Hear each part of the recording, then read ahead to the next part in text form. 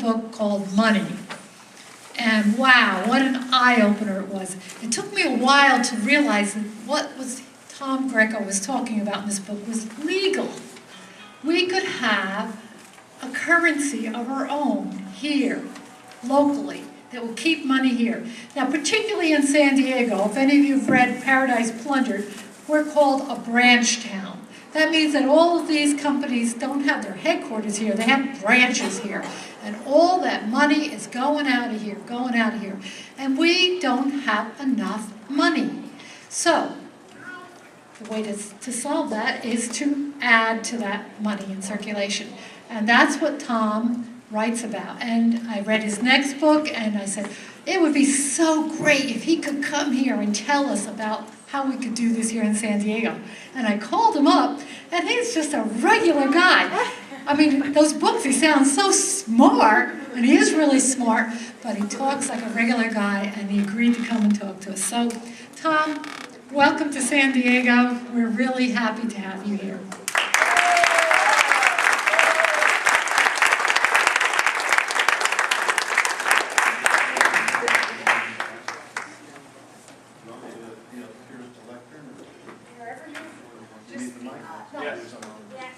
Please grab the mic. Yes. Are you recording it? Okay. Well, I'm going to have to get to my computer so I can change the slides. Good. That solves it. Well, what an enthusiastic and creative group. This is really a pleasure for me to be here.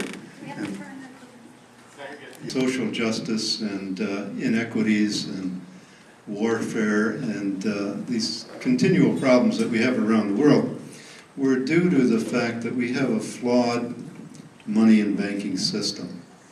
And that goes into finance and corporatism as well. I'm going to show you a slideshow in two parts tonight. The first part is about 22 slides, and I want to talk about Occupy and why we're occupying. And then we'll have an intermission with a little skit that Jeannie and the others have prepared. And then I'll show you another slideshow called The Emergence of the Butterfly Society. So I'm not going to show you the end of money presentation. That's another presentation entirely. But a lot of what I'm going to talk about is included in that presentation and in my book, The End of Money and the Future of Civilization. Before I start, I want to point out that the books on the table are the 4 books that I've written, starting with Money and Debt, A Solution to the Global Crisis. Wrote that in 1989. That was basically the first report that I published on what I had discovered in my research about the money problem, as I call it. And then in 1994, I wrote a book called New Money for Healthy Communities, which was sort of a survey of contemporary and historic alternatives to conventional money. And there are only a few copies of that remaining. There's 5 on the table there, or there were 5 on the table, and that's out of print.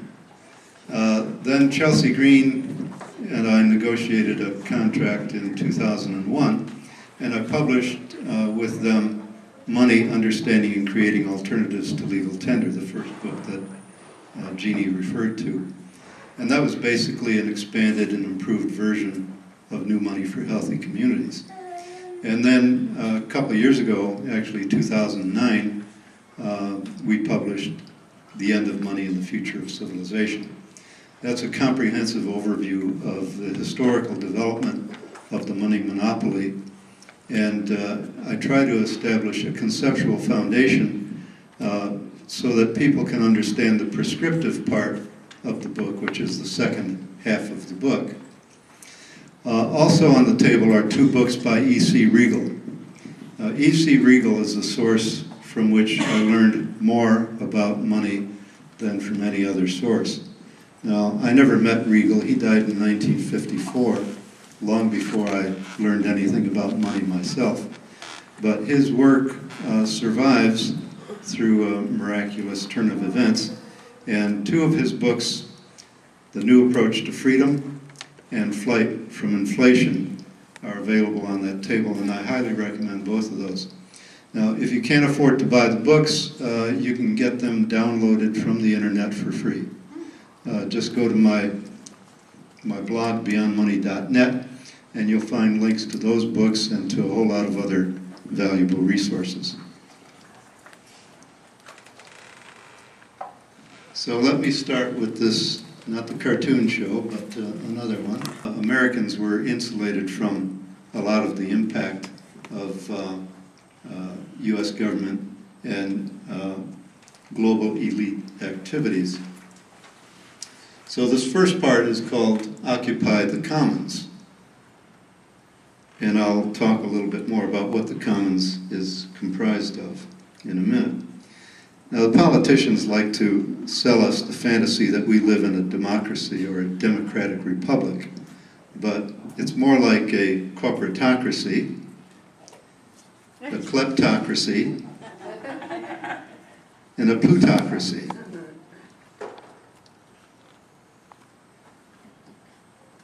And there is a class war going on in the United States. I didn't put it on the slide, but Senator Bernie Sanders from Vermont got up in the floor of the Senate late last year, and in a 10-minute speech, he laid out how this class war is being waged.